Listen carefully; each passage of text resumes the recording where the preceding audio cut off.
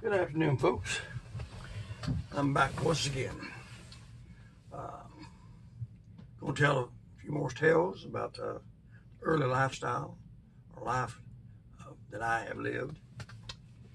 Last time I was in Marietta, and a young man, about 5-year-old, mother is remarried, and now I'm probably about seven and a half, 8-year-old. We're living in Tampa, Florida, and there's a couple things that happened that year that I thought I'd pass on. First thing that happened was really unusual. Up until this time, I never seen or heard of a television. And my stepfather bought a television, brought it in.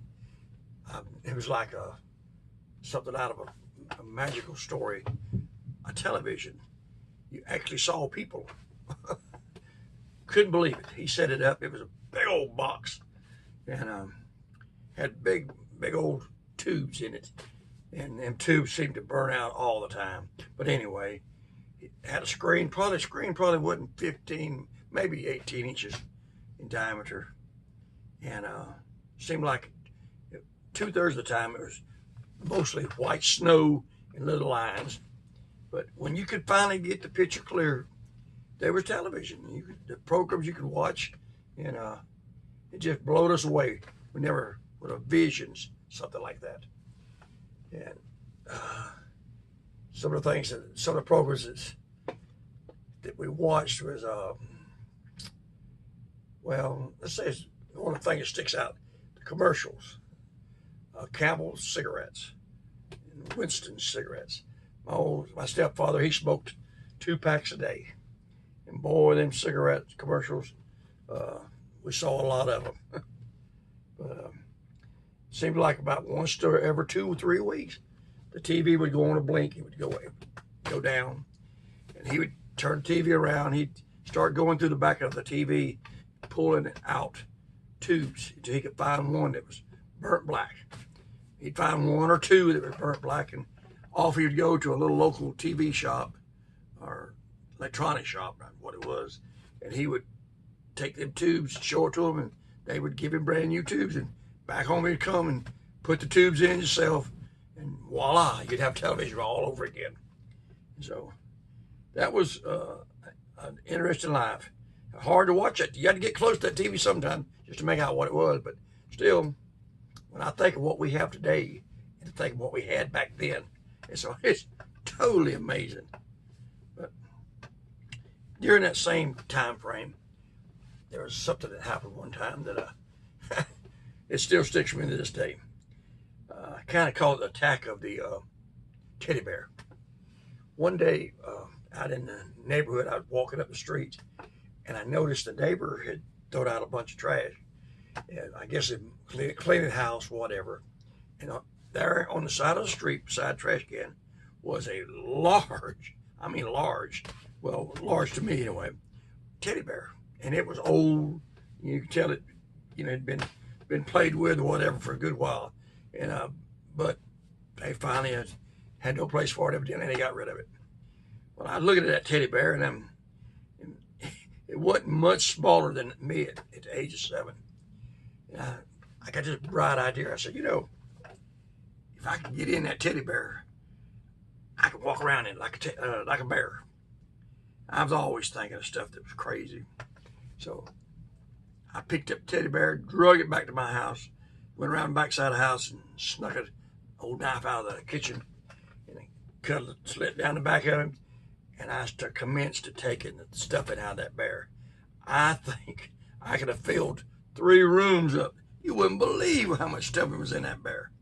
It took me forever to get to all that, but I kept pulling and pulling, and you had to get in the arms and the legs to pull it. It didn't just come out. You had to pull to get it out.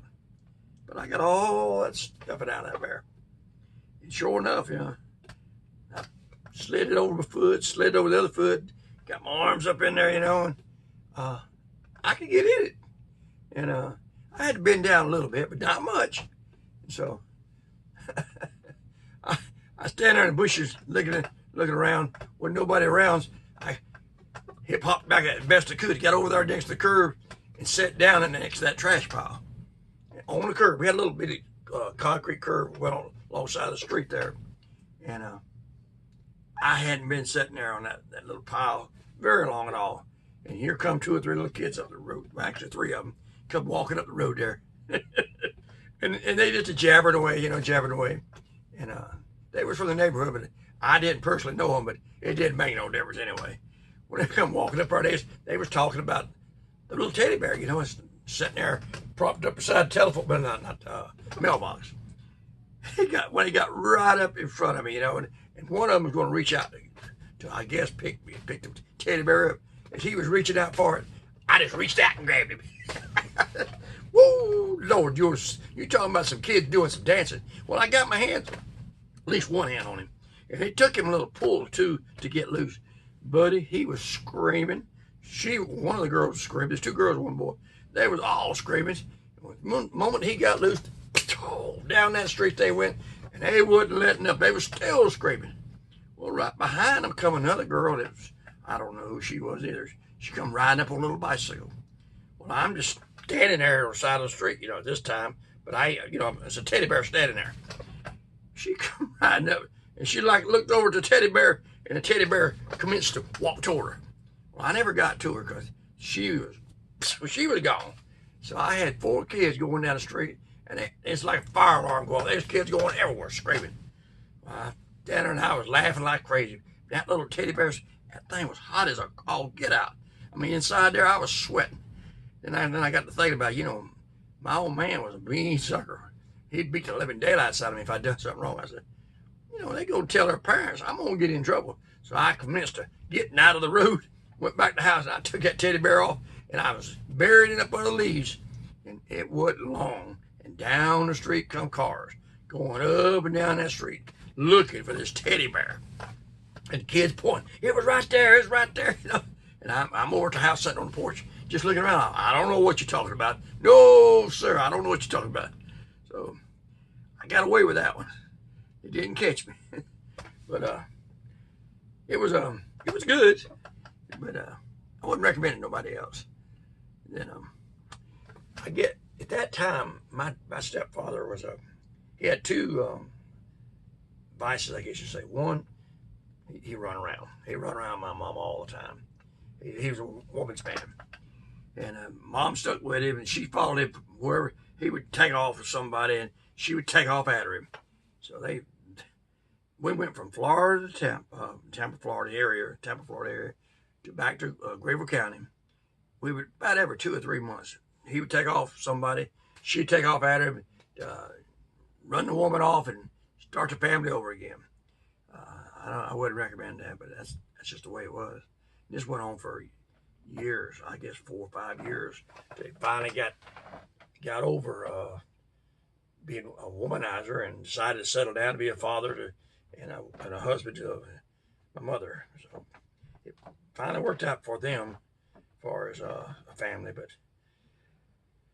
but my education really lacked because for about 3 or 4 years there, I think 3 years, 1st to 3rd grade, I actually went to 11 schools. About every month and a half or 2 months and a half, I was headed to another state, headed to Florida, or headed to South Carolina, headed to Florida, headed to South Carolina. Didn't get much for education. But about the 4th grade, they finally moved back to Florida, settled down, and decided to raise a family. And like you should have raised one. And so I actually started going to school at one school and stayed there for the year. But I was ignorant as all get out, kind of like I am today. But basically started learning how to read and write like a person should about the 4th grade, a little late. But I did finish school. But I often wonder what would happen if I'd got an education like most kids do. But about the time I was about 12-year-old, we'd moved to another house. Always renting. And living there, I had a relapse. And when I say I had a relapse, I'm going to tell you, we were living near military Air Force Base. I think Deal Air Force Base, Tampa, Florida. And every day, well, not every day, but some days you'd be sitting there and you would see them parachute out of the planes and come down on the base. It was only about a mile outside the base. And sometimes I'd watch them float down in parachutes, you know. And one day there was a bunch of them coming out. And I got to thinking about back when I was been about 5, and I had jumped off the house with crow wings. And that hadn't worked out good. And I looked at the parachute, then people was floating down in. I said, you know what? Now, parachute makes sense. That is, I can see how you could, you know, you're not flying, but you're up there and you're coming down. That's got to be a lot of fun. So the more I watch them, the more I want to do that. I said, well, when I get old, I get in the military, and I can do that too. And I got thinking, why wait till I'm old? I'm 12-year-old now. That's pretty dang old right there. 12-year-old ought to be able to do it too. So I said, now, how can I make a parachute? And then it hit me. I had it. I knew exactly what I needed to do. Went in the house. Mom had a couple of umbrellas when it rained down there. I picked out the biggest umbrella I could find. I said, if I take this umbrella, I get up on the house and I jump with it. When it opened, it's going to catch. It's just like a parachute. I can float right down with it, and voila, I will be able to do just like a military band does. So I go around there, and I had to climb up on the porch, get up on the porch, and then I got up on the eave of the house. I bet I was 12 foot off the ground there. And I popped that umbrella up and looked around, and 12 foot's a pretty good ways up too. Now down there in Florida, it's a lot of sand. You know, we had a lot of sand in our yard, so it ain't like red clay, but it's not something you want to jump into. You want to parachute down. So I got ready. Said, okay, I know this is going to work. And off the house I went. And it worked. It did work. That umbrella worked perfect. For about a split second. One thing happened I just hadn't anticipated. That beautiful umbrella that worked like a parachute perfectly. One split second it's working. The other split second it inverted. And when it inverted, my butt hit the ground again. Just like when I was 5-year-old. Now this is sand down there. It's not as bad as red clay. But I bet I buried 12 inches in that sand. And I didn't move for a long time. My face was down in the ground. My knees was in the ground. My elbows was in the ground. One thing, I didn't cry. I was man enough to take it. But I moaned, and I moaned and moaned when I finally rolled over and looked at that umbrella. I didn't know what happened, but I see it was inverted. I said, I never thought about that. But I learned. I decided right then, no more umbrellas. As a matter of fact, I didn't want to join the military. I didn't want to jump out of no plane because I done found out 2 times it didn't work. And my luck, the parachute wouldn't work. So as a young man, I learned that. And I guess that's about enough out of this story. And I'm getting a little bit older, and now we're going to start the next time I come around. We're talking about we're talking about some of the hunting I've done down there in Florida. Old man didn't allow me to have guns of any kind, no guns. But I pulled one over on him. I had a secret weapon that allowed me to hunt snakes. And boy, did I ever hunt snakes. So next time I talk to you, we're going to talk about hunting cottonmouths, rattlesnakes, as a young man. Good. That's it.